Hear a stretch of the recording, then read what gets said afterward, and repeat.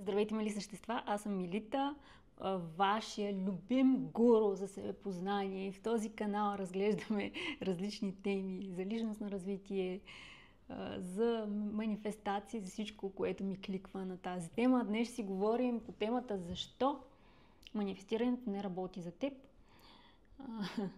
Да, това е много интересна тема и въпрос, който... Това е въпрос, който мисля, че всеки си е задавал по пътя на манифестирането, освен ако не сте роден с този талант и не са ви научили от малки как да манифестирате. И основната причина, те са няколко но най-основната причина е, че се фокусираме върху липса. Какво е манифестиране и така нататък, може да видите в други мои видеа, но в днешно време вече е много рядко срещано някой човек да не знае какво е манифестация и манифестиране и да не е чувал за различни абсурдни методи, като 5-5-5 и пиене на чаша с вода и залагане на желания на новолуние и така нататък. Но в случая говорим защо нито един от методите, които си използвал, не работи за теб. И за това манифестирането всъщност не работи за теб, но за другите работи. Примерно, ако имаш приятели или приятелки в тази среда и те имат някакви успехи или пък четеш различни форуми и гледаш различни клипчета в интернет, като моите. И вау, нали, за нея работи, а за мен не.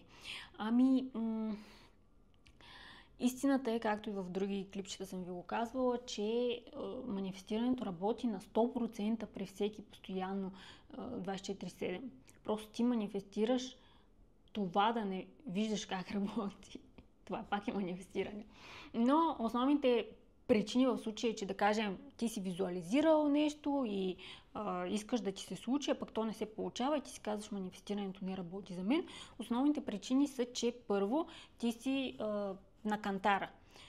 Визуализираш и искаш нещо много силно, гледаш, че не си го получил. Визуализираш и искаш него много силно, виждаш, че не си го получил. И по този начин ти изпращаш енергията си в две противоположни посоки и седиш на едно и също място. Тоест ти няма как да видиш промяна в състоянието си, ако изпращаш противоречиви сигнали. Твоят сигнал трябва да е само в една посока и то поне 51% от времето, за да може да се случи нещо. Не е нужно да е 100% от времето. Просто 51% започнеш да виждаш промяна главно в себе си и оттам и в нещата, които се случват около теб. Затова първото е, че постоянно се питаш защо не работи или пък 5 минути на ден визуализираш и после остатъка от деня вече 10 часа си мислиш как не ти се получават нещата. Да, това е енергия в посоката, която не ни върши работа. И другото нещо е, че се фокусираш изцяло върху липсата му или върху това, че ти го желаеш, но него го няма. Ти го искаш, но него го няма. Ти искаш това нещо да се случи, но то не се случва. Отново, нали, искаш го, няма го. Искаш го, няма го. Искаш го, няма го. Няма как да стане, като си раздвоен.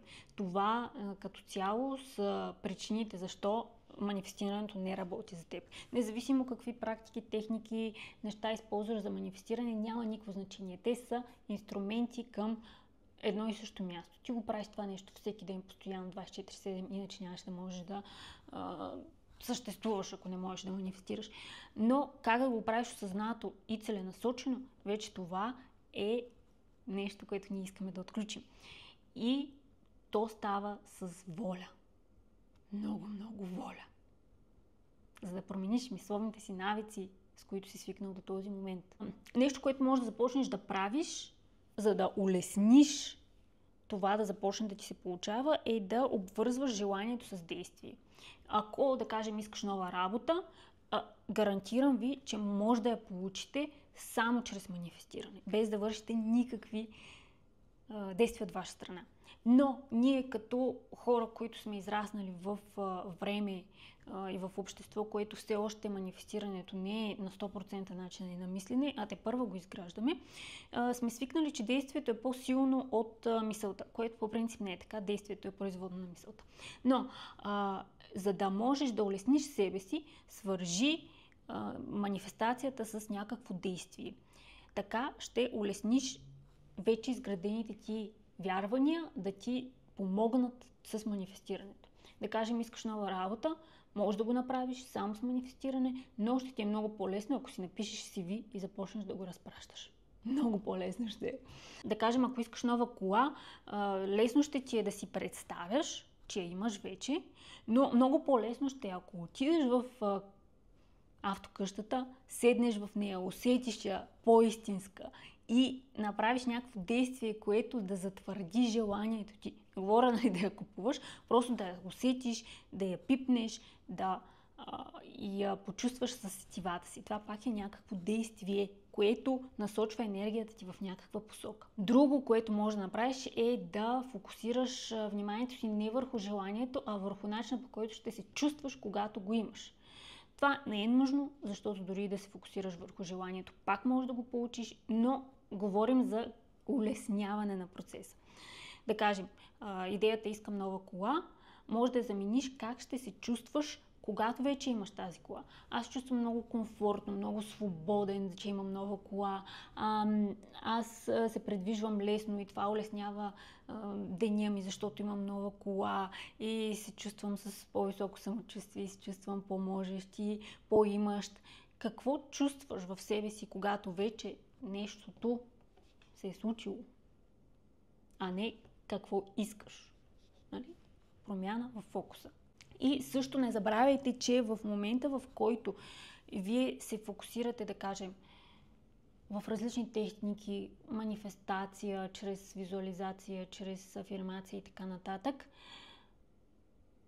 вие трябва да вложите сърце и душа в това нещо. А не да го правите известно време и после да кажете, защо манифестирането не работи за мен? Не, ти трябва да го правиш докато не получиш резултат. Ако се обърнеш и се зачудиш защо не работи за теб, прекъсваш енергията и се връщаш в другата посока, която не ни е полезна. Трябва да наситите съзнанието си. Трябва да пренапишете съзнанието си по дадения въпрос. Да пренапишете мислите си, мисловните си навици, начина по който виждате тази сфера в живота си, за да получите резултат. Докато се връщате в старото, в миналото си аз, в миналото си състояние, което не искате да продължава да бъде, вие продължавате да го активирате и да му давате живот. Давайте живот на това, което искате да бъде. Благодаря много за гледането. Ако това видео ви е харесало, дайте по един палец и не забравяйте да се запишете за канала, ако все още не сте. И може да гледате и това.